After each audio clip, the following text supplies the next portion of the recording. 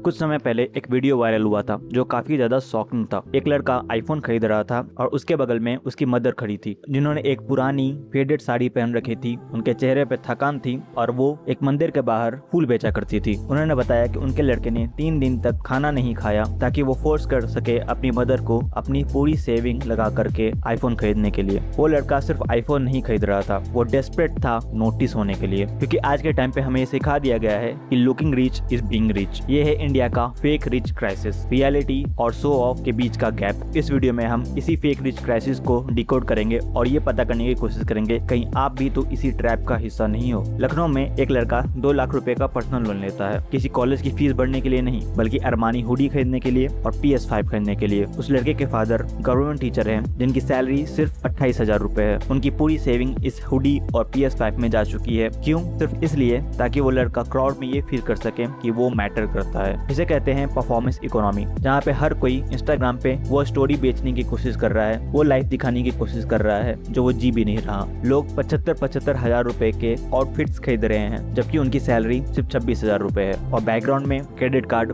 Maxed out हो चुका है। और ये चीज सबसे ज्यादा ऑब्वियस दिखती है इंडियन वेडिंग्स में, जहाँ पे लग्जरी वेन्यूज, डिजाइनर सेट्स, ये सब के सब एक लोन से फंडेड होते हैं। शादी 1 दिन की लेकिन EMI 10 साल की, जहाँ पे एक्चुअल ऑडियंस कपल होता भी नहीं है। ऑडियंस होते हैं उस शादी में आने वाले गेस्ट, रिलेटिव्स, नेबर्स। इसे हमें ये पता चलता है कि ये कोई सेलिब्रेशन नहीं है बल्कि ये एक ऐसा दिखावा है जिसका बिल अगले कई सालों तक भरना पड़ता है। और ये हमेशा कुछ इस तरीके से स्टार्ट होता है कि ये तो सिर्फ 4,000 का EMI है, इससे क्या ही फर्क पड़ता है। पर कोई भी मैथ नहीं करता है, कोई भी इन सबको एड ऑन नहीं करता है और मैथ ब्रूटल है। इंडिया की BNPL इकोनॉमी, बाय नाउ पे लेटर इकोनॉमी, $30 बिलियन से ज्यादा है, जो कि मालदीव के टोटल GDP का 4 टाइम्स है। इंडिया में जितने भी लोन लिए जा रहे हैं उनमें से 40% सिर्फ जेनजीज ले रहे हैं। और अगर आप मैथ करो तो मैथ काफी ज्यादा ब्रूटल है। अमेजॉन पे 4,200 का EMI, फ्लिपकार्ट पे 6,500 का EMI, मिंत्रा पे 4,300 का EMI। ये सब इंडिविजुअली छोटे छोटे EMI लगते हैं, पर जब आप इनको एड ऑन करते हो तो टोटल होता है 15,000 और ऑल ऑफ ए सडन आपकी पूरी सैलरी सिर्फ और सिर्फ EMI में ही जा रही है। अगर कोई भी एसेट डिप्रिशिएटिंग एसेट है और उसके लिए आप लोन ले रहे हो तो आप कोई लोनर नहीं हो,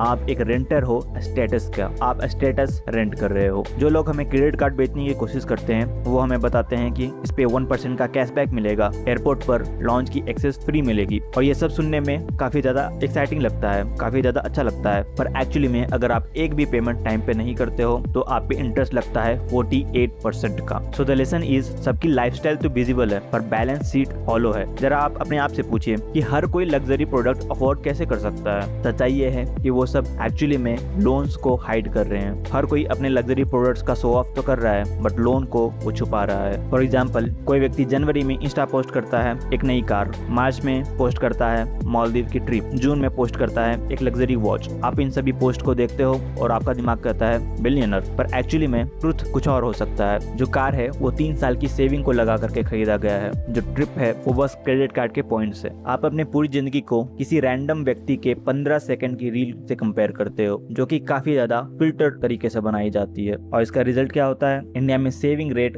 अपने 50 साल के लोएस्ट पॉइंट पे है। और इसका कारण क्या है? क्योंकि ज्यादातर इंडियन यूथ सिर्फ पेचेक टू पेचेक ही सर्वाइव कर रहे हैं। रियल वेल्थ आपका CTC नहीं होता, रियल वेल्थ आपकी अर्निंग नहीं होती। रियल वेल्थ आप तब क्रिएट करते हो जब आपकी स्पेंडिंग और अर्निंग के बीच में गैप होता है, और फेक वेल्थ इसी गैप को पूरी तरीके से खत्म कर देता है। और जब दिखावा इनफ नहीं होता है तो लोग ऐसी चीज को चेस करते हैं जो और भी ज्यादा डेंजरस है। इंदौर में एक 21 साल के लड़के को 80,000 रुपए मिलते हैं अपनी कोचिंग की फीस देने के लिए, पर वो उस 21,000 रुपए का करता क्या है? वो इस 21,000 रुपए को खर्च कर देता है एक टेलीग्राम ग्रुप पे जिसका नाम है बिलियनर माइंडसेट। क्यों? क्योंकि उस टेलीग्राम ग्रुप के एडमिन ने अपने DP में लैम्बो की फोटो लगा रखी है। आगे क्या होता है? अगले 11 दिन में वो सारा का सारा मनी खत्म हो चुका होता है, उड़ चुका होता है। वो कोई स्टूपिड नहीं है, वो बस ब्रेन वॉश्ड है। उसे ये सिखा दिया गया है कि पेशेंस तो सिर्फ बोलने की बात है, कंपाउंडिंग सिर्फ बुजुर्गों की बात है, और एक्चुअल में सक्सेसफुल होने का सिर्फ और सिर्फ एक ही तरीका है और वो है शॉर्टकट। और इसी डिस्प्रेशन का नतीजा है कि क्रेडिट कार्ड डिफॉल्ट रेट 44% से बढ़ गए हैं सिर्फ और सिर्फ एक ही साल में, जो कि टोटल होता है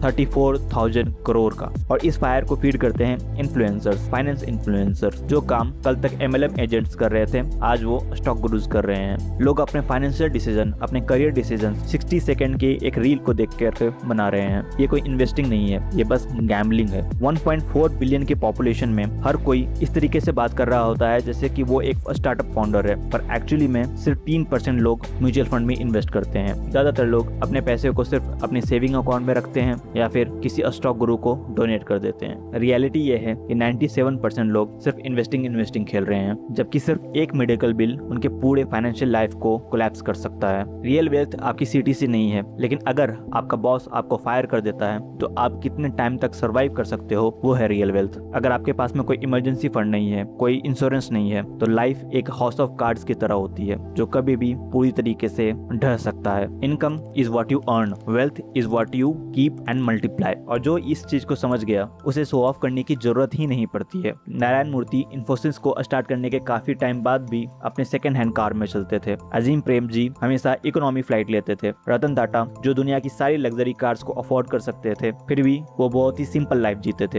ये सब के सब बिलियनर्स थे, लेकिन इनमें से कोई भी उस रेस का हिस्सा नहीं था जिनमें आज के फेक रिच डूबे हुए हैं, खोए हुए हैं। फेक रिच विलेंस नहीं है, वो बस स्केर्ड हैं। वो स्केर्ड हैं कि without filter, without show off, they are not enough. Social media ने और इंटेंसिव मार्केटिंग ने हमें एक झूठ बेचा है, और रियल फ्लेक्स कोई लाउड EMI नहीं होती है, बल्कि साइलेंट फ्रीडम होता है। तो इसका मतलब क्या हमें पुअर दिखना चाहिए? The answer is yes, and why, उसके लिए आप इस वीडियो को चेकआउट कर सकते हो। तब तक के लिए बाय बाय।